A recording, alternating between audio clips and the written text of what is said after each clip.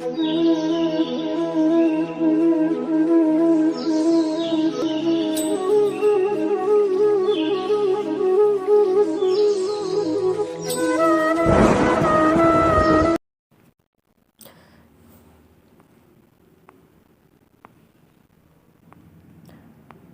पर हम कृषि के बारे में बताएंगे कि कृषि क्या है, और कृषि का हम मैराथन क्लास लेंगे जिसमें कृषि से संबंधित यानी एग्रीकल्चर से रिलेटेड संपूर्ण थ्योरी को कंप्लीट मैराथन एक ही वीडियो में प्रोवाइड कराया जाएगा, जिसमें यूपीएससी 2023 की तैयारी के लिए और कृषि से संबंधित किसी भी कंपटीशन एग्ज़ाम में इम्पॉर्टेंट पूछे जाने वाले क्वेश्चन का सभी का समावेश इसमें होगा। यानी सर इसमें हम कंप्लीट एग्रीकल्चर की थ्योरी का हम अध्ययन करेंगे। हम यहाँ पे गंभीरता से समझते हैं कि सर एग्रीकल्चर यानी कृषि है क्या। तो आप सभी लोग पहले से भी जानते हैं, और बहुत लोग गांव से संबंध होता है, जहाँ पे वो आंखों के सामने किसान परिवार के बच्चे, जो किसान परिवार के नहीं भी होते हैं, वो भी घूमते फिरते गांव इलाकों में कृषि को हम देखते हैं। कई फसलें किसान किस प्रकार उगाते हैं, विभिन्न प्रकार। इसलिए हमें कृषि के बारे में तो हम कह सकते हैं कि सामान्य जानकारी पहले से है। अब इसे वैज्ञानिक रूप देना है कि कृषि है क्या, और गहनता से हमें समझना है। कृषि यानी कृषि को सर अंग्रेजी भाषा में इसे एग्रीकल्चर कहते हैं। कृषि परंपरागत या प्राचीन रूप से कहा जाए तो जो प्राचीन रूप से जो कहा जाए उसमें सर चार प्रकार यानी चार रूपों में शामिल है, और उसे ही हम कृषि कहते हैं। जैसे खेती करना, सर खेती करना भी कृषि है। पशुपालन, पशुओं का पालना भी कृषि के अंतर्गत ही आएगा। मत्स्य पालन भी कृषि के अंतर्गत ही आएगा। और बागवानी भी करना। बागवानी में जैसे हम कर सकते हैं कि फूलों की खेती, पुष्प की खेती, चाय की खेती, मसाले की खेती, मतलब एक प्रकार का बागवानी, एक प्लांट, एक हम लिमिट बनाकर, एक बाउंडेशन बनाकर हम खेती करते हैं और व्यवसाय के लिए करते हैं, उसे बागवानी। और मत्स्य में मछली पालन, झींगा पालन वगैरह। पशुपालन में हम बकरी कर सकते हैं, गाय कर सकते हैं, बैल कर सकते हैं, मांस उत्पादन से संबंधित। और खेती करने में विभिन्न प्रकार के फसल जो होते हैं वो आपको पता है। पर आप ध्यान ये रखिएगा कि सर कृषि के लिए 4 शर्तें अनिवार्य हैं, तभी वह कंप्लीट एग्रीकल्चर माना जाएगा। यानी खेती करना, पशुपालन, मत्स्य और बागवानी, यह 4 पॉइंट तो होना ही अनिवार्य है। यानी ये जो 4 तत्व हैं वो कृषि में होना अनिवार्य है, तभी कृषि माना जाएगा। यानी कृषि केवल खेती करना नहीं, सर खेती करना या फसल उगाना बस खेती हो, कृषि हो तो नहीं। खेती करना कृषि है, पर केवल खेती करना कृषि नहीं है। पशुपालन करना भी है, मत्स्य पालन भी है, बागवानी करना भी है। इन सभी को मिलाकर हम कह सकते हैं जो खेती और पशुपालन दोनों करते हैं उन्हें हम मिश्रित कृषि भी कहते हैं। फिर आगे हम देखते हैं आधुनिक कृषि। सर आधुनिक कृषि में क्या क्या शामिल है, तो आधुनिक कृषि में हम देख लेंगे। सर आधुनिक कृषि में रेशम कीट पालन भी शामिल है, सर मधुमक्खी पालन है, इसके बाद झींगा पालन है, कर सकते हैं, झींगा पालन भी है, शुतुर्ग व बतख पालन भी है, और मुर्गी पालन भी है। और विभिन्न प्रकार के जो कल्चर्स से संबंधित है वो सभी भी कृषि के अंतर्गत ही हैं। तो यहाँ पे हमने समझा, स्पष्ट रूप से समझा। हमने क्या समझा तो दोबारा देखते हैं। सर, कृषि को अंग्रेजी में एग्रीकल्चर कहते हैं। सर, यह परंपरागत या प्राचीन रूप से 4 रूपों में होती है, यानी खेती करना भी कृषि है, पशुपालन करना भी कृषि है, मत्स्य पालन भी कृषि है, बागवानी भी है। और सर, यह 4 तत्व या स्वरूप कृषि के लिए होना अनिवार्य है, तभी वह कृषि माना जाएगा, यह शर्त है। फिर आगे हम बात कर सकते हैं तो आधुनिक कृषि में सर रेशम कीट पालन, मधुमक्खी पालन, झींगा पालन, सुतुर्ग पालन, बतख पालन, मुर्गी पालन, ये सभी कृषि के अंतर्गत ही आते हैं। इसके बाद हम देखेंगे कृषि के प्रकार, यानी कृषि के टाइप्स। सर, कृषि कितने प्रकार के होते हैं?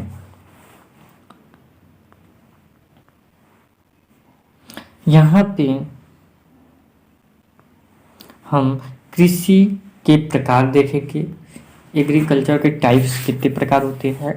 तो कृषि के बहुत से भी प्रकार हैं, विभिन्न प्रकार हैं, टोटल 17 प्रकार के भी कृषि होते हैं। पर मुख्यतः कहे तो 2 प्रकार के ही कृषि होते हैं। कितने? 2 प्रकार के ही। 2 प्रकार के कृषि होंगे। एक निर्वाह कृषि, यानी निर्वाह कृषि का मतलब अपने जीविकोपार्जन के लिए, यानी अपनी जीवित रहने के लिए, यानी वो कृषि करना, ऐसी खेती करना जो अपने वर्ष भर के लिए वो पेट भर सकें, यानी उससे व्यापार न कर सके, यानी वो अपने पेट भरने के लिए, अपने जीवन जीने के लिए खेती करते हैं, उसे हम निर्वाह कृषि कहते हैं। और जिसे हम दूसरा जो होगा वाणिज्यिक या व्यावसायिक कृषि कहते हैं, यानी वाणिज्यिक या व्यावसायिक कृषि, जिसे कमर्शियल कर सकते हैं हम। ठीक, कमर्शियल कृषि, एग्रीकल्चर, जिसमें हम उस अनाज को, उस फसल को बेचकर क्या कमा सके, यानी कुछ रुपए कमा सके, कुछ धनराशि कमा सके, यानी वो व्यवसाय के उद्देश्य से खेती करना, फसल उगाना, जैसे चावल की खेती, सरसों की खेती, चाय की खेती, मसाले की खेती, इस प्रकार की खेती, जैसे मसाले की खेती। तो इस प्रकार के जैसे हम कर सकते हैं रेशम की खेती, ठीक, तो गन्ने की खेती, इस प्रकार का जो होगा व्यवसाय यानी इनकम के लिए जो किया जाता है, उस प्रकार की कृषि को हम व्यावसायिक कृषि कहते हैं। इसके बाद हम देखते हैं मुख्यतः और किस प्रकार के कृषि हैं। तो हम देखेंगे कृषि के प्रकार में एक फसल चक्र कृषि है। क्या है? फसल चक्र कृषि। और एक फसल चक्र कृषि है, दूसरा अनुबंध कृषि है। ध्यान रखिएगा, दूसरा अनुबंध, इसको हम बाद में भी अभी समझा देते हैं। आगे हम कृषि के प्रकार देख लें। तो प्रकार में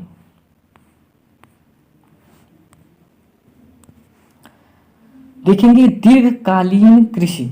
एक है दीर्घकालीन कृषि, सर एक मिश्रित कृषि है, और एक है जैविक कृषि या कार्बनिक कृषि। इसी कृषि को पारिस्थितिकीय कृषि भी कहते हैं। ध्यान रखिएगा, इस कृषि का सर 3 नाम हैं। क्या 3 नाम हैं? एक जैविक कृषि, एक कार्बनिक कृषि को कहते हैं, जैविक कृषि को ही पारिस्थितिकीय कृषि भी कहते हैं। स्थानांतरित कृषि, इसे झूम कृषि भी कहते हैं। ध्यान रखिएगा, एक राजकीय कृषि होता है, और एक 8वां नंबर का कृषि जो है पूंजीवादी कृषि, और 9वां जो है निगमित कृषि, और 10वां जो होगा वो तर कृषि। क्या है? तर कृषि। तर कृषि है। तर कृषि के बाद हम देखेंगे सर एक आर्द्र कृषि है, तो एक शुष्क कृषि है, एक समुच्च कृषि भी है, एक लेक कृषि भी है, और एक तैरती हुई कृषि भी है।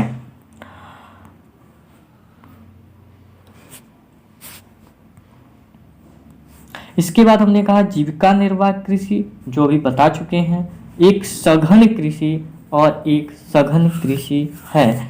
यानी हमने देखा कि सर कुल 17 प्रकार की कृषि हैं, मुख्यतः जो हैं 2 प्रकार की कृषि है, मुख्यतः 2 प्रकार की कृषि है, जो निर्वाह कृषि, वाणिज्य व्यावसायिक कृषि। अब हम विभिन्न प्रकार की कृषियों के बारे में जानेंगे कि सर वो कृषि किस प्रकार की कृषि होते हैं। के कृषि होंगे जो कि हमने पहले बता दिया है। यहाँ पे हम देखेंगे मुख्यतः कृषि हमने पहले भी डायग्राम में बताया था कि सर कृषि जो है 2 प्रकार के मुख्यतः कृषि होंगे। एक तो सर निर्वाह कृषि और एक है क्या, व्यावसायिक कृषि। यानी यहाँ पे हमने बताया कि सर कृषि जो है मुख्यतः 2 प्रकार के होते हैं, एक निर्वाह कृषि, एक व्यावसायिक कृषि। सर निर्वाह कृषि वह कृषि है जो किसान वर्ग जो होते हैं वो अपनी जीविका चलाने हेतु कृषि करते हैं, यानी अपने जीविकोपार्जन के लिए वो कृषि करते हैं, उससे धन कमाने का उद्देश्य नहीं होता है।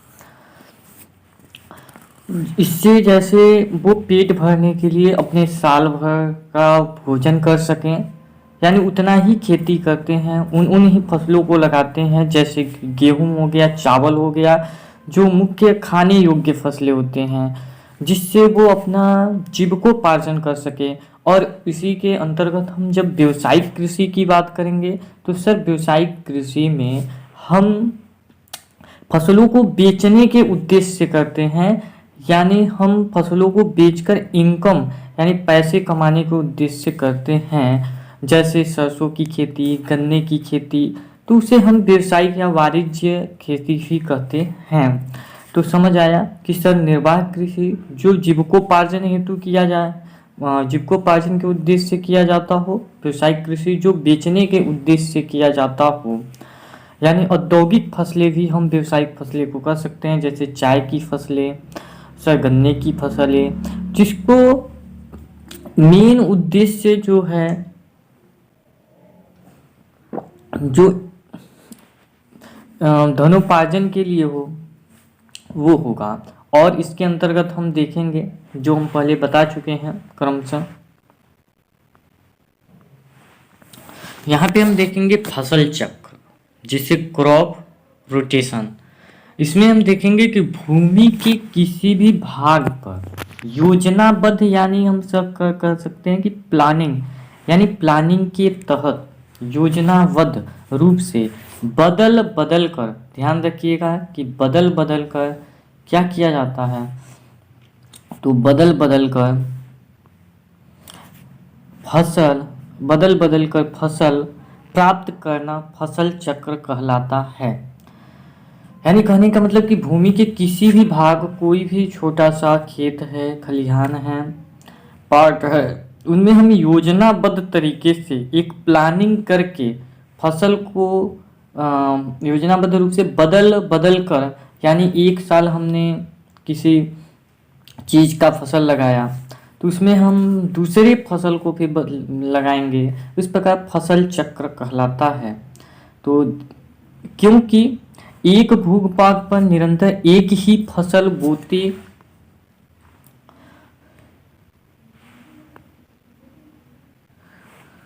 बोते रहने से मृदा की अंश शक्ति कम हो जाती है। ध्यान रखिएगा मृदा की अंश शक्ति यानी मृदा की उर्वरा शक्ति जो होती है कम हो जाती है, तथा फसल उत्पादन में क्या जाती है, कमी आ जाती है उत्पादन में। तो ध्यान रखिएगा, यानी एक ही फसल हम बोते जाएं तो क्या होगा, इसमें जो मृदा यानी मिट्टी की जो उर्वरा शक्ति होती है वो धीरे धीरे कम होने लगती है, और फसल का उत्पादन जो होता है, जो फसल हमें प्राप्त होते हैं उनकी मात्रा में भी कमी आने लगती है। दूसरा कृषि की बात करेंगे तो अनुबंधन कृषि है, कंट्रैक्टिंग फार्मिंग है, कंट्रैक्ट फार्मिंग है, जिसके तहत हम देखेंगे कि सर अनुबंध कृषि जो है किसान और खरीदार के मध्य, किसान और खरीदार के मध्य क्या है, मध्य एक समझौता होता है, जिसमें इसके तहत किए जाने वाले कृषि उत्पादों की प्रमुख शर्तों को परिभाषित किया जाता है।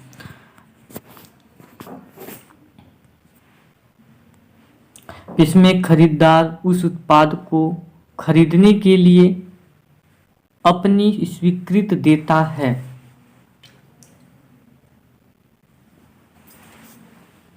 यानी इसमें कहने का मतलब ये है कि एक किसान वर्ग होगा, एक व्यापारी वर्ग होगा। इन दोनों के मध्य एक क्या होता है, इसमें एक समझौता होता है। क्या होता है, समझौता। और समझौता के तहत इसमें किए जाने वाले कृषि उत्पाद की प्रमुख शर्तों को परिभाषित किया जाता है। यानी इसमें एक व्यापार बताता है कि ये फसल बोइए, इस फसल को हम इतने दाम में खरीदेंगे। दूसरी बात, इसके तहत किसी किसान के किसी विशेष कृषि उत्पादक की उपयुक्त मात्रा खरीदने को देने के लिए सहमति व्यक्त करते हैं कि हम इतनी मात्रा को खरीद लेंगे किसी फसल का, औद्योगिक फसलों का, आप इतना फसलों को लगाइए। इसके बाद खरीदार उस उत्पाद को खरीदने के लिए अपनी स्वीकृति दे देता है। केंद्र सरकार का लक्ष्य 2022 तक किसानों की आमदनी को दोगुना करना है। अनुबंध कृषि भी उन कई उपायों में से एक है जो किसान की आय बढ़ाने में सहायक हो सकते हैं। अनुबंध कृषि भारत के किसानों को उनकी पैदावार जो है न्याय संगत मूल्य दिलाने, कृषि को लाभकारी व्यवसाय बनाने के लिए सहायक हो सकती है।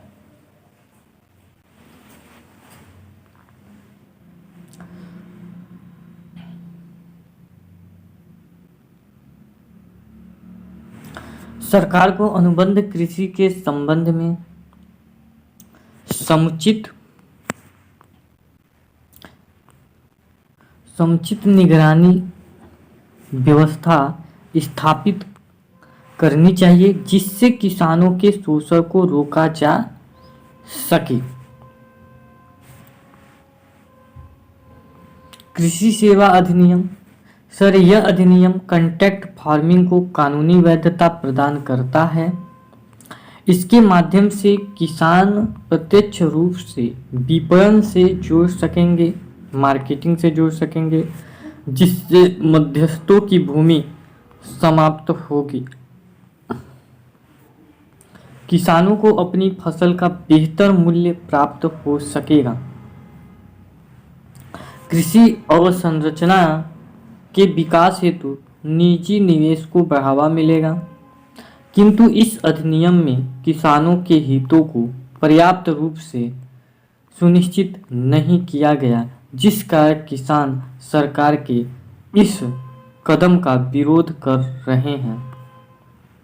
केंद्र सरकार की राज्य सरकारों के साथ किसान प्रतिनिधियों से मिलकर राज्यों एवं किसानों की शंकाओं का समाधान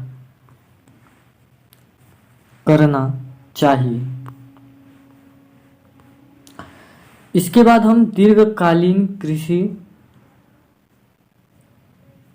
के बारे में अध्ययन करेंगे।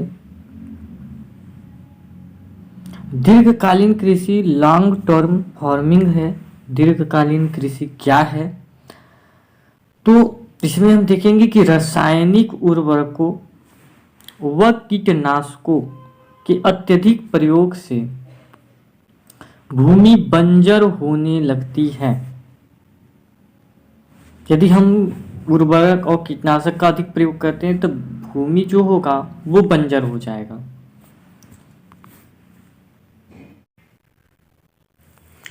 इसलिए ऐसी कृषि की आवश्यकता महसूस की गई जो प्राकृतिक संसाधनों को हानि पहुंचाए बिना निरंतर की जा सके।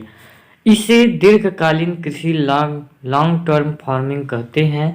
दीर्घकालीन कृषि के लिए मिश्रित कृषि, मिश्रित फसल व फसल चक्र जैसी विधियों का उपयोग किया जाता है।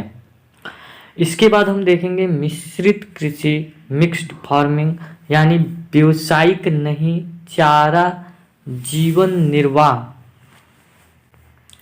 एक ही भूमि पर कृषि के साथ साथ कृषि आधारित अन्य कृषि विधियों के उपयोग को ही मिश्रित कृषि कहते हैं।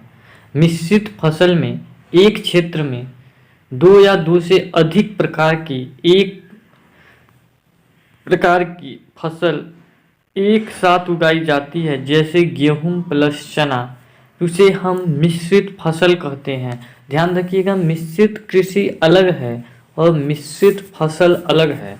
सर मिश्रित फसल में दो या दो से अधिक फसल हम एक साथ उगाया जाता है, जैसे गेहूं के साथ चना बोना।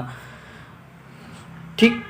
अब मिश्रित कृषि में फसल नहीं है, एक ही भूमि पर कृषि के साथ साथ कृषि आधारित अन्य गतिविधियों को, यानी कृषि के साथ साथ हम पशुपालन कर लेते हैं, मछली पालन कर लेते हैं, तो उसे हम मिश्रित कृषि कहते हैं। तो कृषि विधियों के उपयोगों को मिश्रित कृषि कहते हैं। आपने समझा। फिर कार्बनिक कृषि को देखिए, कार्बनिक कृषि को ही पारिस्थितिकीय यानी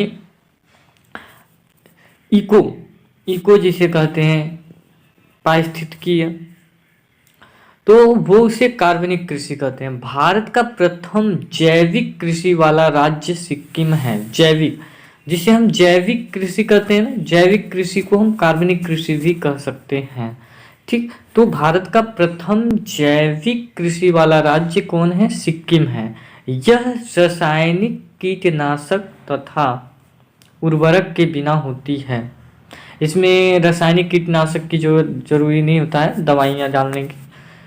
ठीक। तथा इसमें जैविक उर्वरकों का प्रयोग किया जाता है, जैविक खाद का प्रयोग किया जाता है। लाभ क्या है इससे?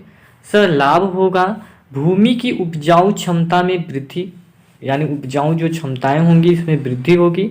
दूसरा है रासायनिक खाद पर निर्भरता कम होने से लागत में कमी होती है। अब रासायनिक खाद जो होती हैं वो ज़्यादा महंगा मिलती हैं, इससे कृषि में लागत ज़्यादा होती है, पर जब हम जैविक खाद का प्रयोग करेंगे तो लागत कम होगी। तीसरा जो होगा फसल की उत्पादकता में वृद्धि और फसल का उत्पादन में भी वृद्धि होती है। भूमि के जल स्तर में वृद्धि, और हम जैविक खाद का प्रयोग करते हैं तो भूमि के जल स्तर भी वृद्धि होती है, जल ऊपर आता है। मिट्टी, खाद्य पदार्थ और पानी से होने वाले प्रदूषण में कमी आती है। मिट्टी, खाद्य पदार्थ और पानी से जो होने वाले प्रदूषण होते हैं उसमें भी कमी होने लगती है। फिर इसमें देखना है कचरे का उपयोग खाद बनाने में होने से बीमारियों में कमी आती है। चुनौतियां क्या क्या है कार्बनिक या जैविक खेती या पारिस्थितिकीय खेती में? आरंभ के कम से कम 3 वर्षों में कृषि उत्पादकता में गिरावट आती है, यानी हम शुरुआत करेंगे तो कम से कम 3 साल तक इसका उत्पादन क्षमता थोड़ा कम रहेगा। जैविक कृषि से जुड़ी कृषि तकनीकी हेतु जागरूकता का अभाव है, यानी उसमें कई किसान वर्गों को कि जैविक खाद कैसे बनाया जाता है, जैविक कृषि कैसे की जाती है, उनकी शिक्षा, उनकी जागरूकता की कमी है। जैविक खाद की उपलब्धता में कठिनाई, जैविक खाद को बनाने की प्रक्रिया, उपलब्ध कराने की प्रक्रिया थोड़ा कठिन है। वित्तीय सहायता का अभाव, सर इसमें वित्तीय सहायता की कमी है। सिक्किम पूरी तरह जैविक कृषि अपनाने वाला भारत का पहला राज्य है। त्रिपुरा, उत्तराखंड भी इस दिशा में प्रयास कर रहे हैं, हिमाचल प्रदेश भी है। तो ध्यान रखिएगा, स्थानांतरित कृषि या चलवासी या इसी को हम झूम कृषि भी कहते हैं। क्या कहते हैं? झूम कृषि भी कहते हैं। यह एक आदिम प्रकार की कृषि है। ध्यान रखिएगा, पहले वृक्षों तथा वनस्पतियों को काटकर उन्हें जला दिया जाता था और साफ की गई भूमि को पुराने उपकरणों से जुताई करके खेती की जाती है। यानी वो जंगलों में खेती होती थी। जो आदिवासी जनजाति लोग होते थे वो जंगलों को क्या करते थे, जंगल झाड़ियों को आगे सबसे पहले जलाकर साफ किया जाता था। साफ कर कर फिर इसमें कृषि की जाती थी। फिर कृषि करने के बाद वो जमीन क्या होता था, धीरे धीरे वो फिर यहाँ से जाते थे दूसरे स्थान पे, और दूसरे स्थान पे जाते थे वहाँ के जंगलों को जलाते थे, फिर करते थे। तो ऐसे बार कई जगह स्थानांतरित और चलवासी, आप यहीं से अर्थ निकालिए कि वो जगह बदलते बदलते सभी जंगल वनस्पति झाड़ियों को क्या करते थे, जला देते थे। और जलाने के बाद उसमें पर्यावरण नुकसान होता था, इन्वायरमेंट में कमी आती थी। इसलिए यह इस पर रोक भी लगाया जा रहा है। फसल पूर्णतः प्रकृति पर निर्भर होती है और उत्पादन बहुत कम होता है। यह एक स्थानांतरशील कृषि है, शिफ्टिंग कल्टीवेशन है, जिसमें थोड़े थोड़े समय के अंतर पर खेत बदलते रहते हैं।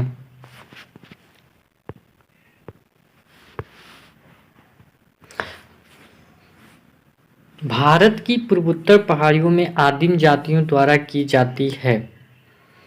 झूम कृषि के विभिन्न नाम भी हैं, ध्यान से देखिए। उत्तर पूर्वी भारत में इसे झूम कहा जाता है। बेबर और दहियार में उसे बुंदेलखंड क्षेत्र में उसे बेबर और दहियार कहा जाता है।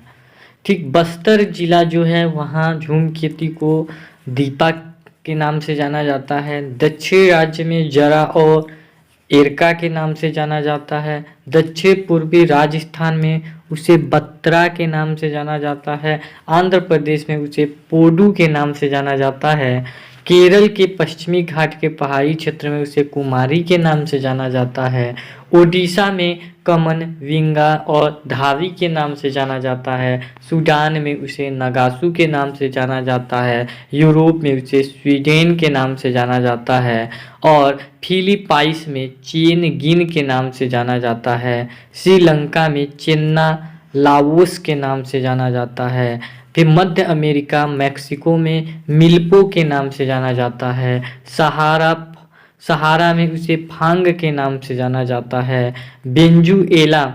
बेंजुएला में उसे कोनुकी के नाम से जाना जाता है और ब्राज़ील में उसे रोका के नाम से जाना जाता है और जैरे में उसे मसाले के नाम से जाना जाता है। सर, राजकीय कृषि क्या है? सर, राजकीय कृषि यानी इस कृषि में कृषि भूमि सरकार की संपत्ति होती है। यानी जो भूमि जो होगा वो सरकार का होगा तथा भूमि का प्रबंधन सरकारी कर्मचारियों के द्वारा किया जाता है।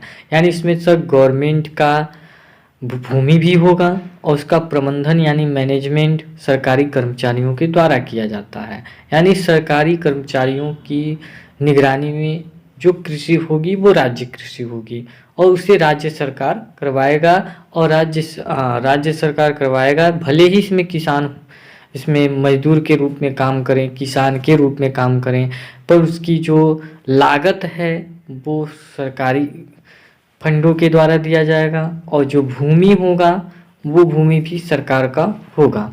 फिर इसके बाद पूंजीवादी कृषि। सर, इस प्रकार की कृषि में एक पूंजीपति बड़े बड़े भूखंडों को क्या कर लेता है, खरीदता है या किराए पर लेता है। या तो पूरी जमीन को खरीद लेगा या तो कुछ समय के लिए किराए पर ले लेता है और कृषि करता है। भारत में इस प्रकार की कृषि चाय का, कॉफ़ी का, रबर के बागानों में मिलती है। चाय का, कॉफ़ी का, रबर के। फिर हम यहाँ पे देखेंगे निर्गमित कृषि। सर, इस कृषि में कृषि भूमि का प्रबंधन एक निगम के द्वारा किया जाता है। ध्यान रखिएगा, निगमित कृषि, जो कृषि भूमि का मैनेजमेंट होता है, प्रबंधन, वो एक निगम के द्वारा किया जाता है। तमिलनाडु एवं महाराष्ट्र की चीनी मिलें इस प्रकार की कृषि कर रही हैं। तो तमिलनाडु एवं महाराष्ट्र में जो चीनी मिलें जो हैं इस प्रकार की कृषि करती हैं, जो निगम के द्वारा कृषि की जाती है। एक सोसाइटी बनाना होता है जो नाबार्ड में रजिस्टर करना होता है। तब निगम के द्वारा कृषि जो सबको लाभ मिलेगा। तर कृषि क्या है सर? जहाँ वर्षा 200 सेंटीमीटर होती है, जहाँ पे भी 200 सेंटीमीटर की वर्षा होगी तथा सिंचाई की आवश्यकता नहीं होती है। तर कृषि में वर्षा पे आधारित यानी बूंद की तर तर गिरना, ठीक है, यानी जहाँ वर्षा 200 सेंटीमीटर होती है वहाँ सिंचाई की आवश्यकता नहीं होगी। उदाहरण के लिए जैसे पश्चिमी घाट एवं पूर्वोत्तर राज्य, पश्चिमी घाट हो जाएगा एक पूर्वोत्तर राज्य। आर्द्र कृषि जहाँ वार्षिक वर्षा 100 से 200 सेंटीमीटर होती है, जहाँ 100 से लेकर 200 अल्प सिंचाई की आवश्यकता होती है, यानी अल्प यानी थोड़े बहुत सिंचाई की जरूरत होगी सर, मुख्यतः गंगा के मैदानी भागों में। तो आर्द्र कृषि सर, आर्द्र कृषि वह कृषि है जहाँ पे 100 से 200 सेंटीमीटर की वर्षा होती है सर, इसमें अल्प सिंचाई की जरूरत होगी। तर कृषि में 200 सेंटीमीटर की वर्षा होती है, यहाँ पे सिंचाई की जरूरत नहीं होती है, जो पश्चिमी घाट व पूर्वोत्तर राज्य हैं। और आर्द्र कृषि सर गंगा के मैदानी भागों में। शुष्क कृषि 100 सेंटीमीटर से कम वर्षा वाले क्षेत्रों में। अब जहाँ पे देखिए, यहाँ पे हम बता रहे हैं जो था आपका जो था वो था तर कृषि 200 सेंटीमीटर, जहाँ पे सिंचाई की जरूरत नहीं थी। आर्द्र कृषि 100 से 200 सेंटीमीटर के मध्य रहेगा, जहाँ पे थोड़ी बहुत सिंचाई की जरूरत होगी। शुष्क कृषि 100 सेंटीमीटर से कम वर्षा वाले क्षेत्रों में। इस कृषि में सिंचाई की अधिक आवश्यकता होती है। शुष्क सूखा वाला स्थानों का तो अधिक होगा, जैसे पंजाब, तो पंजाब की एरिया हो गए, हरियाणा का, राजस्थान इत्यादि आदि शुष्क कृषि। समोच्च कृषि क्या है? समोच्च कृषि काउंटर एग्रीकल्चर क्या है? काउंटर एग्रीकल्चर है पर्वतों पर होने वाली कृषि, इसी सीढ़ीदार कृषि भी कहते हैं, जैसे चाय के बागान। समोच्च कृषि जो पर्वतों पर होने वाली कृषि, यानी यह पर्वत पे एक ऊंची श्रृंखला होगी पर्वत का, तो उन पर्वतों पर होने वाली कृषि होगी, इस सीढ़ीदार कृषि कहते हैं, उसे हम समोच्च कृषि कहा जाता है। लेह कृषि जब कृषि भूमि को 2 या 2 से अधिक वर्षों के लिए खुला छोड़ दिया जाता है तो उसे लेह कृषि कहते हैं।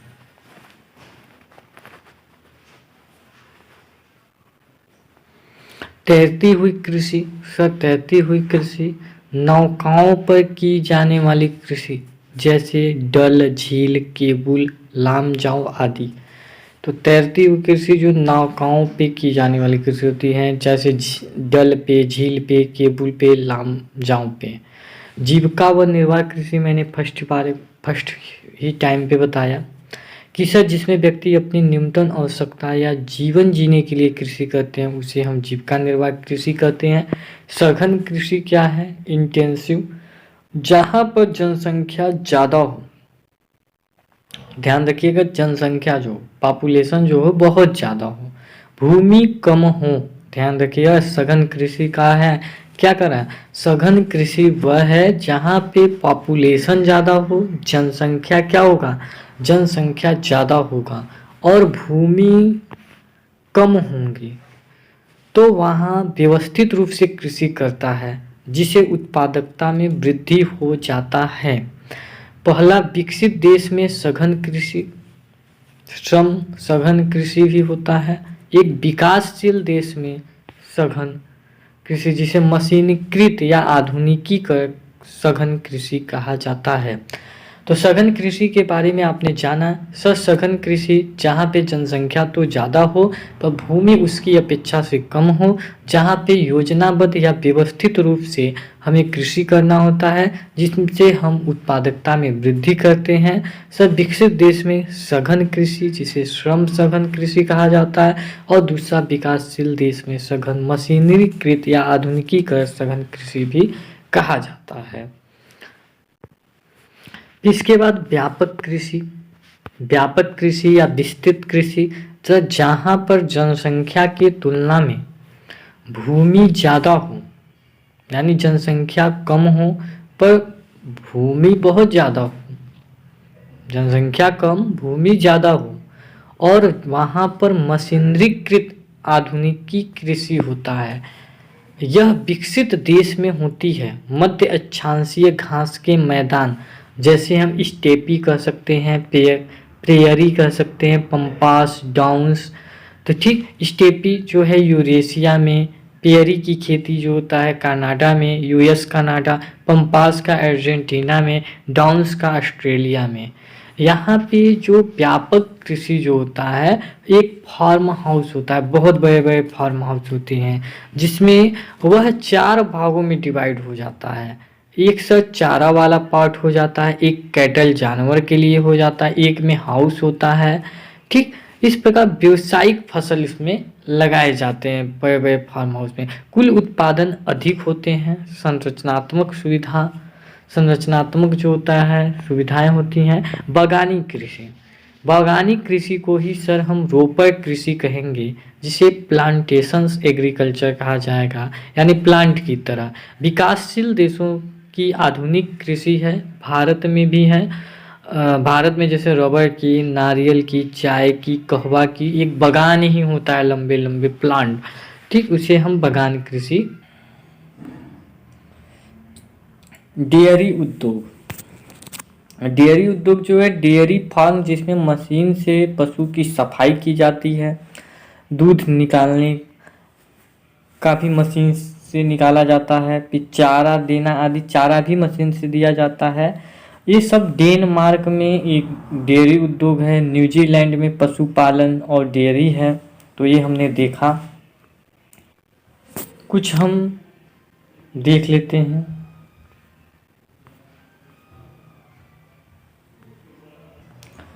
देखिए यहाँ पे भी बुक से थोड़ा देखते हैं।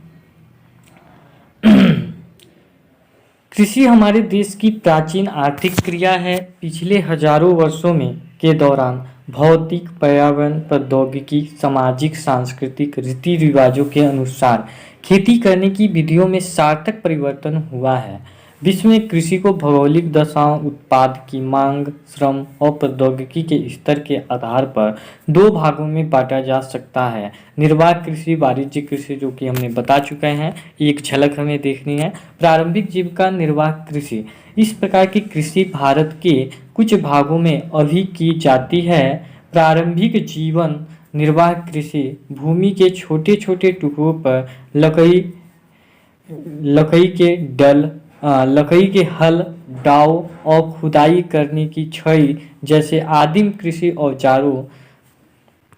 औजारों तथा परिवार व श्रमिकों की मदद से की जाती है। इस प्रकार की कृषि उत्तर पूर्वी राज्य में असम, मेघालय, मिजोरम में की जाती है तथा नागालैंड में इसे झूम, मणिपुर में पामलू, छत्तीसगढ़ के बस्तर जिले और अंडमान निकोबार द्वीप समूह में दीपा कहा जाता है।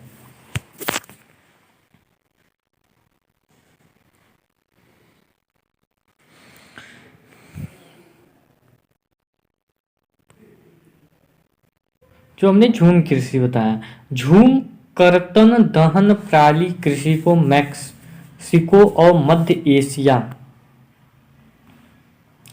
में मिल्पा, मध्य एशिया में मिल्पा अभी मैंने बताया वही है। वेनेजुएला में उसे कोनुको, ब्राजील में रोको, अफ्रीका में मोसोले कहते हैं, इंडोनेशिया में लदांग कहेंगे, वियतनामा में रे कहते हैं। झूम कृषि को नाम से जाना जाता है। भारत में भी यह प्रारंभिक किस्म की खेती है, अनेक नामों से जानी जाती है, जैसे मध्य प्रदेश में बेवर या दहिया, आंध्र प्रदेश में पोडू अथवा पेंडा, उड़ीसा में पामाडावी, कुमान या बिंगा, पश्चिमी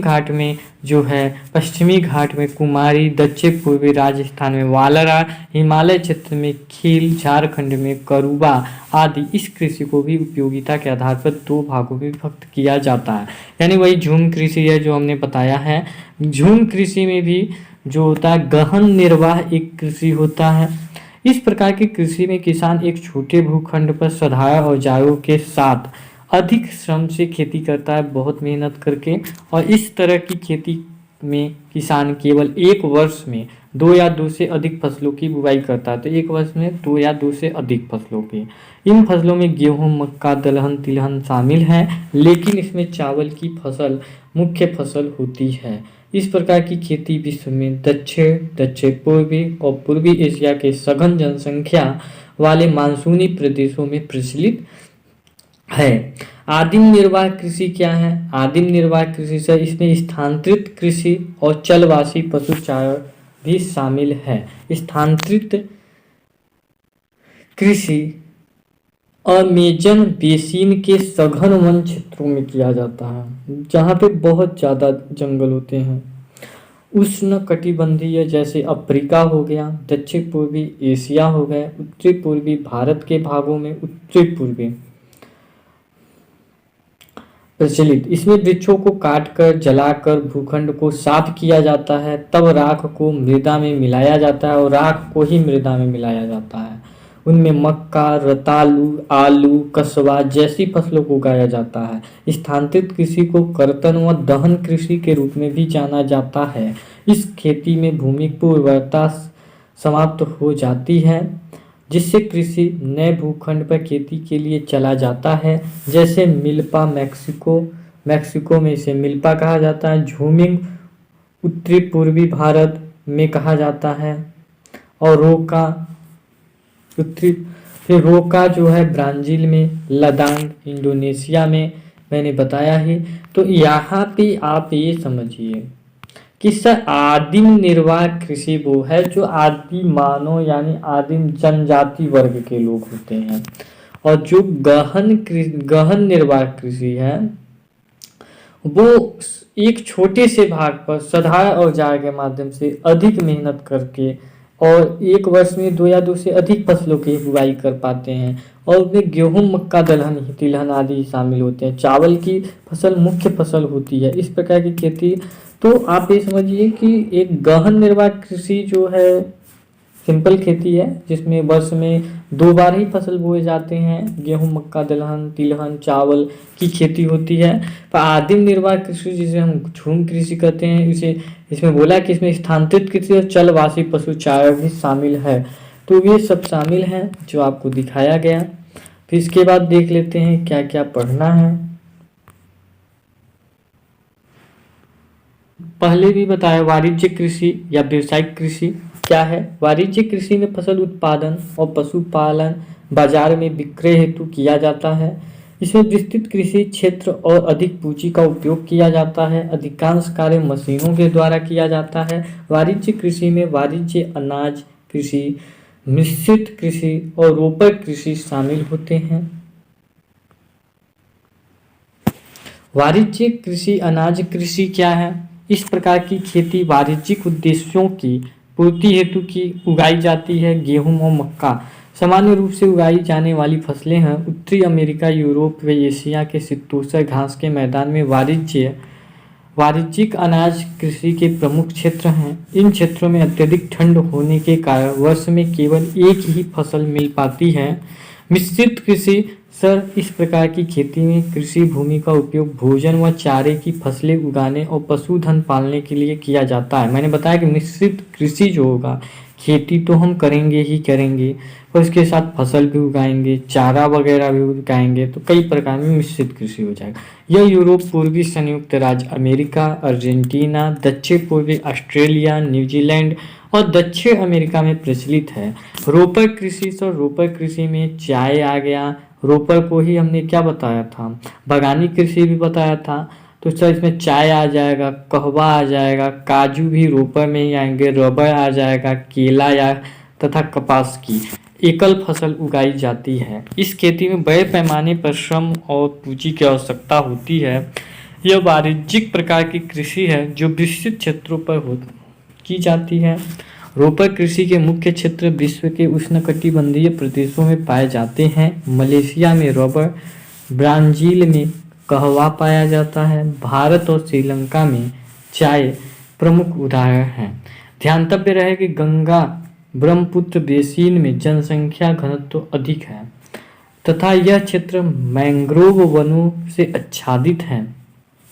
इस क्षेत्र में ओक्सबोलेक चाप झील चिन्हित है।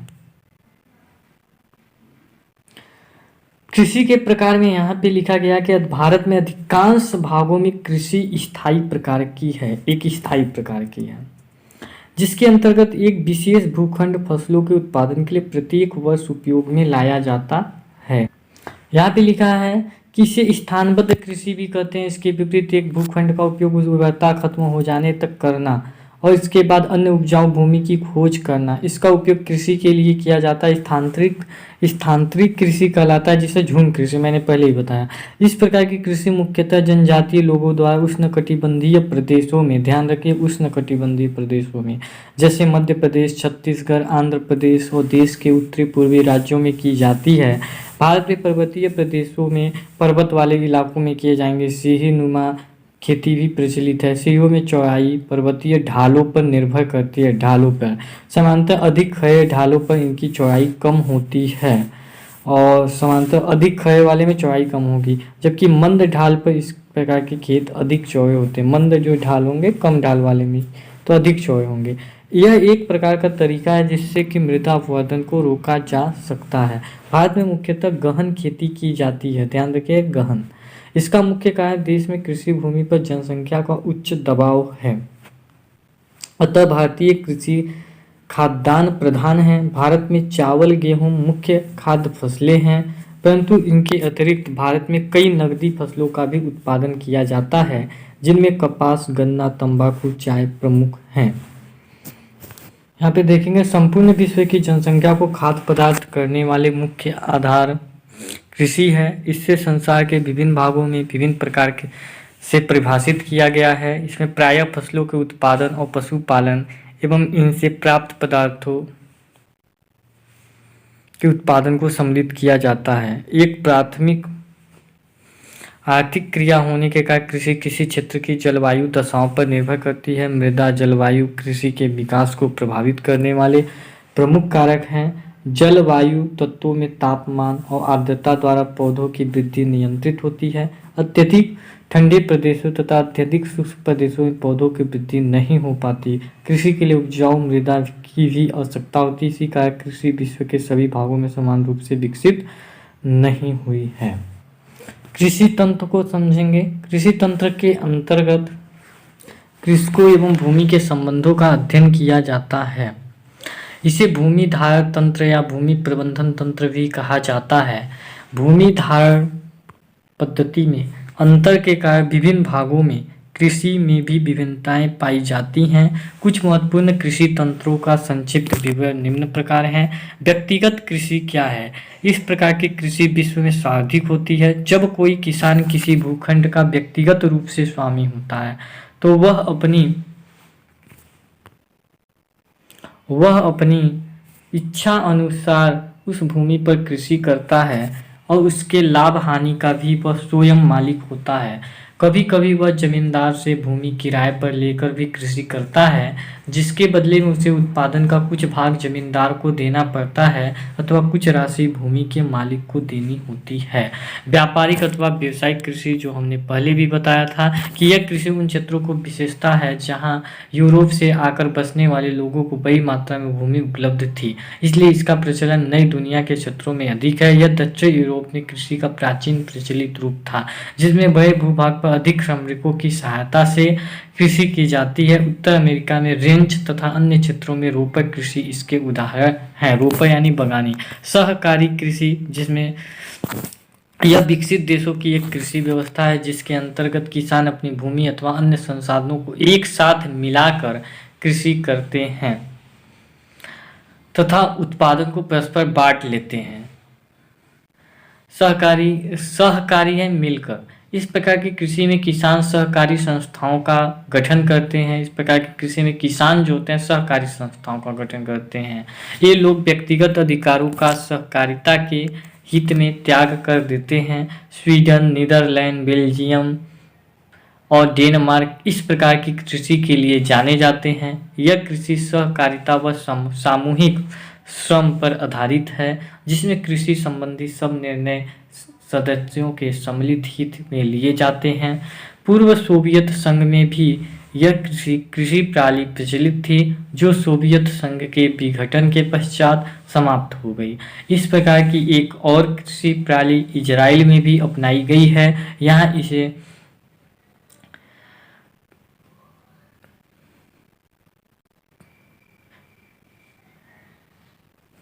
कृषि के स्वरूप हम देखेंगे।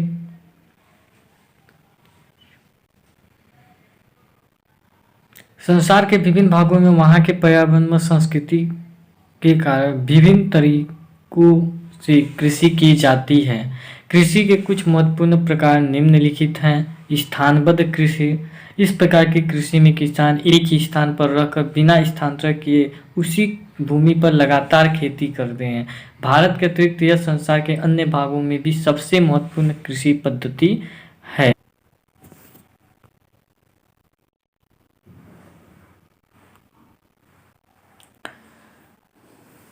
यहाँ स्थानांतरित कृषि वही कृषि बताया गया है जो जगह बदल देते हैं। इसको इस प्रकार की कृषि स्थानबद्ध कृषि के विपरीत होती है। इसके लिए वनों को साफ करके पर कुछ वर्षों तक कृषि की जाती है। भूमि का उपयोग तभी तक किया जाता है जब तक कि वो उपजाऊ रहती है। उत्पादन में ह्रास होने पर भूमि भूभाग को छोड़ दिया जाता है। अन्य उपजाऊ भूमि पर जाकर कृषि की जाती है। उष्णकटिबंधीय के कम विकसित क्षेत्रों को कृषि पद्धति है। इस प्रकार की कृषि पद्धति से उष्णकटिबंधीय क्षेत्रों में वनों का तेजी से ह्रास हो रहा है और भूमि का कटाव भी होता है। भारत में इस प्रकार की कृषि जनजातीय लोगों द्वारा की जाती है। इसे विभिन्न क्षेत्रों में भिन्न भिन्न नामों से जाना जाता है, जैसे कि बताया जा चुका है कि असम में झूम, केरल में ओंजनम, आंध्र प्रदेश में पूदू, मध्य प्रदेश में बेवार या मासा पेंडा बेरा। इसके अतिरिक्त दक्षिण पूर्वी एशिया, अफ्रीका तथा लैटिन अमेरिका के कुछ भागों में भी स्थानांतरित कृषि की जाती है। सीढ़ीदार खेती मैंने बताया कि पर्वतीय क्षेत्रों में मृदा को संरक्षित रखने के लिए किया जाता है। ढालों पर सीढ़ीदार खेत बनाकर कृषि की जाती है। खेतों में सीढ़ियाँ बना देने से पानी के बहाव की गति क्या हो जाती है, कम हो जाती है तथा इस प्रकार मृदा अपवर्धन या अंकुश लगाया जा सकता है। यह कृषि भी समांतर स्थायी अथवा स्थानबद्ध कृषि होती है। सिंचित कृषि क्या है? जिन क्षेत्रों में वर्षा कम मात्रा में होती है वहाँ पर सिंचाई साधनों की सहायता से कृषि की जाती है। जहाँ पे वर्षा ही कम हो सिंचाई करके कृषि की जाए सिंचित कृषि। इसमें कोई ध्यान नहीं, मतलब ये है। भारत में चावल गन्ना सिंचित कृषि के माध्यम से उगाए जाते हैं। चावल हो गया, गन्ना। यह कृषि अर्ध शुष्क जलवायु क्षेत्रों की विशेषता भी है। शुष्क कृषि मैंने पहले भी बताया जा चुका है कि जहाँ पे सर वर्षा बहुत कम हो और सिंचाई की जरूरत बहुत ज़्यादा हो। सूखा स्थान, जिन क्षेत्रों में वर्षा कम होती है और जहाँ सिंचाई के साधन भी उपलब्ध नहीं हैं, सिंचाई के साधन भी उपलब्ध न हों, वहाँ फसलों का विकास शुष्क परिस्थितियों में होता है। इन क्षेत्रों में ऐसी फसलें उगाई जाती हैं जो सूखे को सहन करने में सक्षम हो, ज़्यादा सूखा सह सके, ऐसे फसल लगाना है। रूस, दक्षिण पश्चिम एशिया, उत्तर अमेरिका, ऑस्ट्रेलिया, भारत में ऐसी कृषि की जाती है। ठीक इन क्षेत्रों में कई बार सिंचित कृषि के अंतर्गत उगाई जाने वाली फसलों को भी उगाया जाता है। फसलों का फेर बदल अथवा फसल चक्र जो मैंने फर्स्ट पॉइंट में ही बताया था। यहाँ पे देखते हैं कि यह फसलों को अदल बदल कर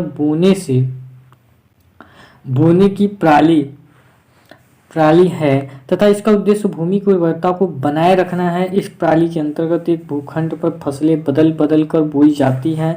इनमें से कुछ फसलें ऐसी होती हैं जो मिट्टी की ऊपरी परतों से पोषक प्राप्त करती हैं, जबकि कुछ फसलें गहरी जड़ों वालों होती हैं जो मिट्टी में अधिक गहराई से पोषक प्राप्त करती हैं। बीच बीच में कुछ दलहन जैसी फसलों को भी उगाया जाता है जो मिट्टी में नाइट्रोजन की मात्रा में वृद्धि करती है। कई बार फसल चक्र के अंतर्गत भूमि को कुछ समय के लिए परती भी रखा जाता है, परंतु अधिकांश क्षेत्रों में जनसंख्या के बढ़ते दबाव के कारण भूमि को परती छोड़ने की प्रथा आजकल समाप्त होती जा रही है।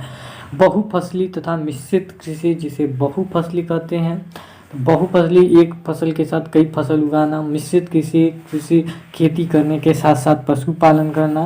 तो यही है, कृषि से अर्थ है कि एक भूखंड पर एक वर्ष में एक से अधिक फसलें उगाना। यह कृषि की गहनता का परिचायक है। मिश्रित कृषि से अर्थ है फसलें उगाने तथा पशुपालन को लगभग समान महत्व देना। मिश्रित कृषि शब्द को कई बार एक अन्य अर्थ में भी प्रयोग किया जाता है और इसे एक क्षेत्र में ही एक फसल मौसम जैसे रबी खरीफ आदि में अनेक फसलें उगाने की प्रथा के रूप में परिभाषित किया जाता है। कई एक भूखंड पर एक साथ कई फसलें इस प्रकार बोई जाती हैं कि जब एक फसल को काटा जा रहा होता है तो दूसरी फसल की वृद्धि आरंभ होती है। इस प्रक्रिया के अंतर्गत एक खेत कभी भी फसल रहित नहीं रहता तथा कोई न कोई फसल इस भूखंड पर हमेशा रहती है। इस प्रकार की कृषि को रिले कृषि भी कहा जाता है तथा इसका उद्देश्य कृषि की गहनता को बढ़ाकर एक सीमित क्षेत्र से अधिकाधिक उत्पादन प्राप्त करना होता है। बहुफसली कृषि तथा रिले कृषि उच्च जनसंख्या घनत्व वाले क्षेत्रों की विशेषता है और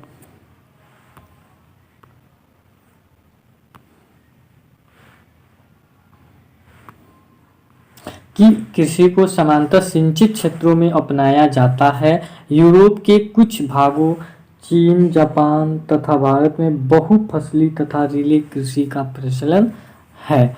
अब इसके नीचे हमने गहन कृषि या विस्तृत कृषि जो कि हमने पढ़ चुके हैं, देख लेते हैं एक बार पुनः से। गहन कृषि में छोटे भूखंड से अधिकाधिक उत्पादन प्राप्त करने का प्रयास किया जाता है, जिनमें उत्तम बीज, अधिक श्रम, वैज्ञानिक उपकरणों और रासायनिक खाद आदि का प्रयोग होता है। पश्चिम बंगाल में चावल की खेती इस प्रकार से की जाती है। इसके अंतर्गत किसान एक से अधिक फसलों का उगाने का प्रयास भी करते हैं। ऐसी कृषि मुख्यतः अधिक जनसंख्या घनत्व वाले क्षेत्रों में की जाती है। गहन खेती में मशीनरीकरण का स्तर नीचा होता है तथा मानव श्रम का उपयोग अधिकतम होता है। चीन, जापान तथा पूर्वी एशिया, पश्चिम यूरोप में इसका अधिक प्रचलन है। विस्तृत कृषि से इसके ठीक विपरीत कृषि पद्धति है, विपरीत है। इस प्रकार की कृषि बड़े भूखंड पर मशीनों की सहायता से की जाती है। मानवीय श्रम और पशु शक्ति का कम प्रयोग किया जाता है, मानव शक्ति का और पशु का। कृषि योग्य भूमि की काफी अधिकता होने के कारण वर्ष भर में केवल एक ही फसल उगाई जाती है। प्रति हेक्टेयर उत्पादन व रासायनिक खादों का उपयोग कम होता है। बढ़ती हुई जनसंख्या की मांग की पूर्ति हेतु इसकी विशेषताओं में परिवर्तन आ जाता है। ऐसे में प्रति हेक्टेयर उत्पादन बढ़ाने के लिए रासायनिक खाद व मशीनों का अधिक प्रयोग किया जाता है। विस्तृत खेती कम जनसंख्या वाले घनत्व वाले क्षेत्रों की विशेषता है। यूएस, कनाडा, ऑस्ट्रेलिया इस प्रकार की कृषि का अधिक प्रचलन है, वो पहले भी डिस्क्राइब किया जा चुका है।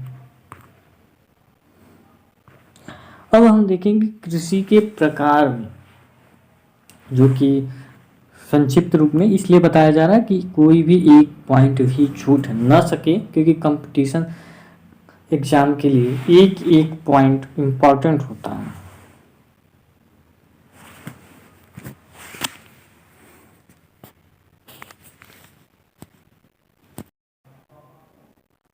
कृषि के प्रकार यहाँ पे हम देखेंगे। यद्यपि संसार में कृषि मानव का मुख्य व्यवसाय है, परंतु संसार के प्रत्येक भाग में इसकी विशेषताओं में अंतर परिलक्षित होता है।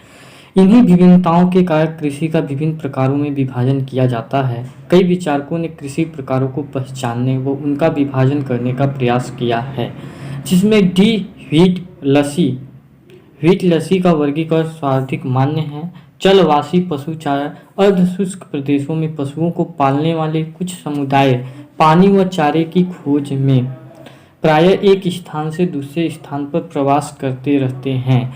इन लोगों का जीवन निर्वाह पशुओं द्वारा प्रदान किए जाने वाले पदार्थों से होता है। इस प्रकार की कृषि व जलवासी जीवन उत्तरी अफ्रीका में, मध्य एशिया में, सऊदी अरब के कुछ भागों में पाया जाता है। तो ये ध्यान रखिए कि जलवासी पशुचारण कृषि जो होता है अर्ध शुष्क प्रदेशों में पाए जाते हैं। ध्यान रखिएगा वो कहाँ कहाँ पाए जाते हैं, तो वो पाए जाते हैं उत्तरी अफ्रीका में, मध्य एशिया में और सऊदी अरब के कुछ भागों में। पशुपालन, इस प्रकार की कृषि में भी पशुओं का पालन किया जाता है, किंतु इस पद्धति के अंतर्गत किसान स्थायी जीवन व्यतीत करते हैं। पशु का यहाँ भी पालन किया जाता है, पर वो एक स्थान पे ही रहते हैं। ठीक कहने का मतलब ये है। इस प्रकार का पशुपालन बड़े पैमाने पर तथा व्यावसायिक तंत्र से पशु उत्पादकों को बाजार में बेचने के लिए किया जाता है। यानी पशुपालन उस उद्देश्य से किया जाता है कि उस पशुओं को बेचकर हम पैसे कमा सके, व्यापार के उद्देश्य से। पशु का पालन ऊन के लिए, खाल के लिए, मांस प्राप्त करने के लिए किया जाता है। दक्षिण अमेरिका में, ऑस्ट्रेलिया और उत्तरी अमेरिका दक्षिण अमेरिका, एक उत्तरी और ऑस्ट्रेलिया में निम्न वर्षा वाले जहाँ पे कम वर्षा होते हैं ऐसे क्षेत्रों में यह कृषि की जाती है। बड़े फार्मों को जहाँ बड़ी संख्या में पशु पाले जाते हैं उसे रैंच या स्टेशन कहा जाता है। ठीक, स्थानांतरित कृषि जो कि पहले हो चुका है। उष्णकटिबंधीय आर्द्र जलवायु वाले क्षेत्रों में, तो उष्णकटिबंधीय आर्द्र जलवायु वाले क्षेत्रों में वनों को साफ करके इस प्रकार की कृषि की जाती है जिसे झूम कृषि हम लोग बता चुके हैं, वो पहले बताया जा चुका है, फिर एक बार हम यहाँ पे देख लेते हैं। इस कृषि के अंतर्गत भूमि को कुछ वर्षों के लिए उपयोग किया जाता है। मृदा का उर्वरता खत्म होने पर नए स्थान से वनों को हटाकर उन्हें कृषि योग्य बनाया जाता है। इस प्रकार की कृषि में पशु शक्ति का भी कम ही उपयोग होता है। दक्षिण पूर्वी एशिया की जनजातियां, तो दक्षिण के पूर्वी एशिया की जनजातियां इस प्रकार की खेती में संलग्न हैं। इस प्रकार की कृषि विधि से वनों का ह्रास, मृदा अपवर्तन और पर्यावरण संबंधी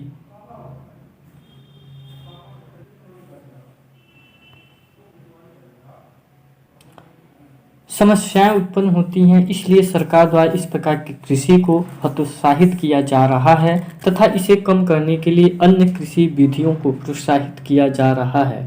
जनसंख्या वृद्धि के साथ बढ़ते दबाव तथा नई भूमि उपलब्ध न होने के कारण भी स्थायी कृषि इस पद्धति का स्थान ले रही है।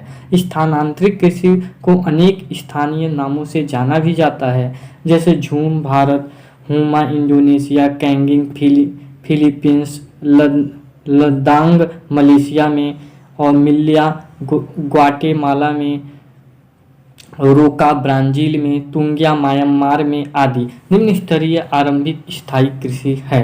इम्पॉर्टेंट है एग्रीकल्चर से रिलेटेड क्वेश्चन कि स्थानांतरित कृषि को अन्य अन्य जगहों पे किन किन नामों से जाना जाता है। जैसे भारत में झूम के नाम से जाना जाता है, उसी प्रकार एक क्वेश्चन इससे इम्पॉर्टेंट आ सकते हैं, इसलिए ध्यान से उसे देख लीजिएगा। यह कृषि पद्धति कम वर्षा वाले कम उपजाऊ क्षेत्रों की विशेषता है, जहाँ पे कम वर्षा हो और कम उपजाऊ होता है। इस प्रकार की कृषि के अंतर्गत लगातार एक ही भूभाग पर एक फसल के उपरांत दूसरी फसल को बोया जाता है। कभी कभी कुछ समय के लिए भूमि को खाली भी छोड़ दिया जाता है ताकि मृदा का उर्वरता बना रहे। इस प्रकार कृषि कम विकसित तकनीकी के क्षेत्रों में की जाती है। यह कृषि मूलतः आत्मनिर्वाही प्रकार की होती है। खाद्यान्न उत्पादन के अतिरिक्त रबर जैसे कुछ वृक्ष फसलों को भी इस कृषि के अंतर्गत उगाया जाता है। इसके बाद है चावल प्रधान गहन आत्मनिर्वाही कृषि, यानी यहाँ जीवन जीने के लिए चावल की खेती प्रमुख होती है और चावल की खेती में विशेष रूप से ध्यान दी जाती है। यह बात आप समझिए। उष्णकटिबंधीय प्रदेशों में अधिक जनसंख्या घनत्व वाले क्षेत्रों में इस प्रकार की खेती की जाती है, जहाँ पे बहुत ज़्यादा जनसंख्या है। ठीक, चावल यहाँ की प्रमुख फसल है क्योंकि यह फसल प्रति इकाई क्षेत्रफल पर अधिक लोगों का पोषण कर सकती है। इस प्रकार की कृषि में मानवीय श्रम व पशु शक्ति की अधिक आवश्यकता होती है। अधिकांश उत्पादन का उपभोग उत्पादन क्षेत्रों में ही होता है। खाद्यान्न के उत्पादन पर अधिक जोर दिया जाता है तथा किसान अपने लिए अन्य फसलों का भी उत्पादन करते हैं।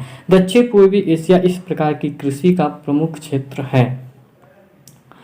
चावल रहित गहन जीविकोपार्जी कृषि, यानी यहाँ चावल की खेती प्रमुख नहीं है। जिन क्षेत्रों में शुष्क जलवायु पाई जाती है वहाँ पर चावल की खेती करने की अपेक्षा गेहूं व मोटे अनाजों की खेती की जाती है। जहाँ पे सूखा एरिया, जहाँ पे ज़्यादा पानी नहीं है, तो वहाँ पे हम गेहूं या मोटे अनाज का कोई की भी खेती कर सकते हैं। अधिकतर उत्पादन का उपभोग उत्पादन क्षेत्रों में ही हो जाता है। इस प्रकार की कृषि दक्षिण एशिया के शुष्क भागों में तथा मध्य अमेरिका के मध्य भाग में, दक्षिण अफ्रीका और दक्षिण अफ्रीका और मध्य पूर्वी अफ्रीका के कुछ भागों में की जाती है। भूमध्य सागरीय कृषि क्या है? भूमध्य सागरीय कृषि क्या है? भूमध्य सागरीय यानी सागर के मध्य में, यानी भूमध्य सागरीय प्रदेश में पशुपालन तथा फसलों का उत्पादन एक साथ किया जाता है। यानी यहाँ पशुपालन भी और साथ साथ में फसल भी दोनों किए जाते हैं। गेहूं, अंगूर, रसीले फल यहाँ के प्रमुख उत्पादन हैं। गहन कृषि प्रणाली के आधार पर यहाँ फल और सब्जियों का भी उत्पादन किया जाता है। फल और सब्जियों का भी ध्यान रखिएगा। उत्पादन कृषि के अतिरिक्त यहाँ पर रोपण कृषि भी की जाती है। रोपण कृषि यानी व्यापारिक प्लांट के साथ, जैसे चाय की बागान वगैरह। पशुपालन में भेड़ पालन वहाँ पे की जाती है, एक महत्वपूर्ण आर्थिक क्रिया है। अधिकांश फसलें शीतकालीन वर्षा पर निर्भर करती हैं। अंगूर की खेती तथा शराब बनाना भी महत्वपूर्ण क्रियाएं हैं। वाणिज्य रोपण कृषि मैंने बताया कि सर यद्यपि इस प्रकार की कृषि के अंतर्गत आने वाला क्षेत्रफल अधिक नहीं है, तथापि उत्पादन के मूल्य के दृष्टिकोण से यह एक महत्वपूर्ण आर्थिक क्रिया है, यानी उनके मूल्य ज़्यादा होते हैं। इस कृषि का उद्देश्य बाजार में बेचने के लिए उत्पादन करना है। इस कृषि के अंतर्गत मुख्य रबर की खेती, सर चाय की खेती, कॉफ़ी की, मसालों की आदि का उत्पादन किया जाता है। इसमें अधिक पूंजी लगाई जाती है। इस कृषि में उत्पादन उद्योगों की भांति किया जाता है। उत्पादन जो होता है उद्योगों, इंडस्ट्रियल फैक्ट्री के तो भांति। आमतौर पर कृषि उत्पादकों का परिकर्षण भी उत्पादन स्थानों पर ही किया जाता है, परिकर्षण भी। और यह कृषि अधिकांशतः उष्णकटिबंध के क्षेत्रों में विकसित हुई है। वाणिज्य खाद्यान्न कृषि, इस कम जनसंख्या और निम्न वर्षा के क्षेत्रों में इस प्रकार की कृषि की जाती है। जहाँ पे जनसंख्या कम हो और सर वर्षा भी कम हो तो वहाँ पे हम कर सकते हैं। इन कम वर्षा वाले क्षेत्रों में सूखा पड़ने की संभावना बनी रहती है। यहाँ पर मुख्यतः गेहूं की खेती की जाती है, क्योंकि गेहूं कम पानी लेता है, ध्यान रखिएगा। दक्षिण अमेरिका की शीतोष्ण घास की भूमियाँ, तो शीतोष्ण घास की भूमियाँ उत्तरी अमेरिका के प्रेयरी, उत्तरी अमेरिका का एक प्रेयरी है और दक्षिण अमेरिका का शीतोष्ण घास, यानी दक्षिण अमेरिका का शीतोष्ण घास और उत्तरी अमेरिका के पेयरी, यूरेशिया में स्टेपी तथा ऑस्ट्रेलिया की शीतोष्ण घास भूमियों यानी डाउन्स पर इस प्रकार की कृषि की जाती है। यह कृषि विस्तृत प्रकार की होती है, जिसमें मशीनरीकरण का स्तर ऊंचा होता है। प्रति हेक्टेयर उत्पादन कम होने पर भी इन क्षेत्रों की कम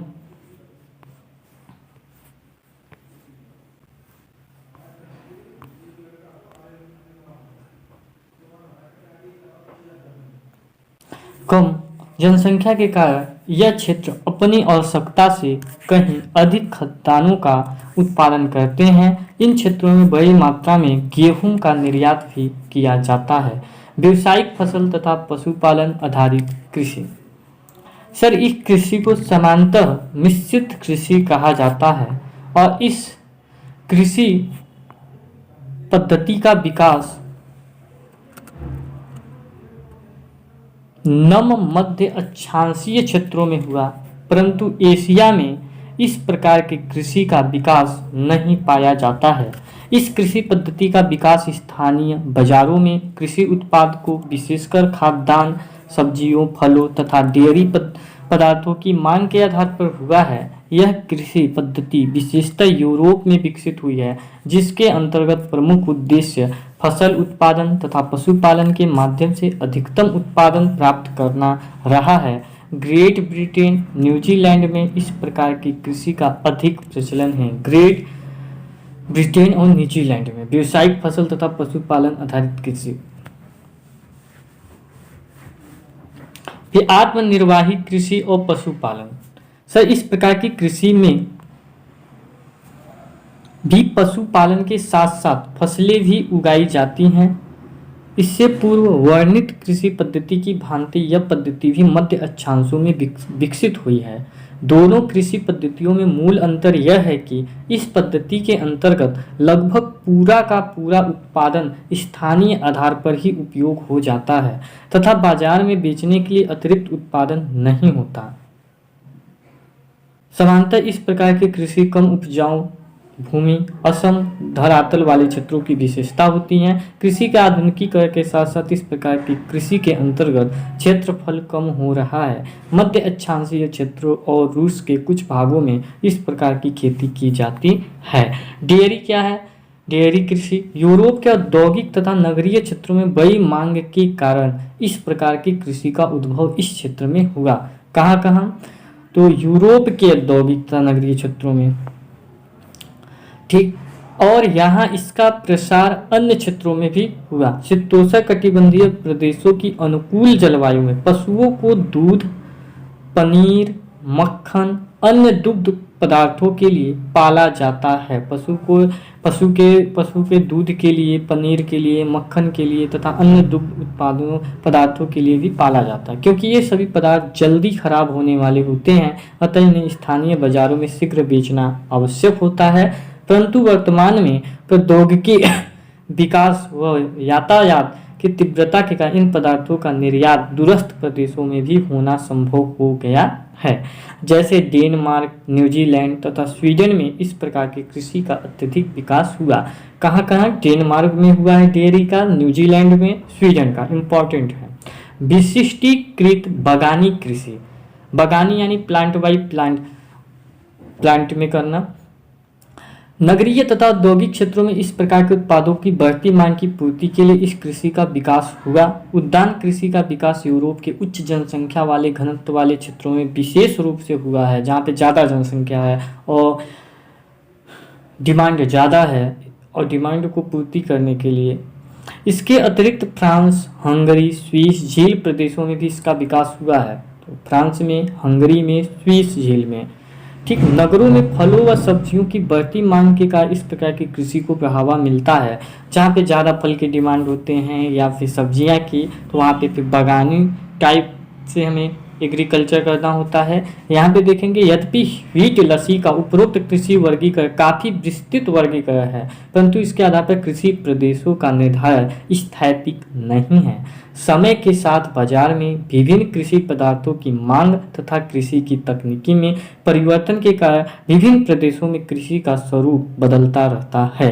जनसंख्या वृद्धि के कारण भी व्हीट लस्सी के समय से अब तक संसार के कृषि प्रारूप में काफ़ी परिवर्तन हो चुका है। जहां बढ़ते नगरीकरण और औद्योगिकीकरण के कारण डेयरी पदार्थों तथा फल एवं सब्जियों की मांग बढ़ी है, वहीं तकनीकी विकास, प्रशीतन प्रणाली तथा परिवहन के तीव्र संसाधनों के विकास के कारण इन उत्पादकों की आपूर्ति करने वाले क्षेत्रों का आकार तथा बाजार से दूरी भी बढ़ी है।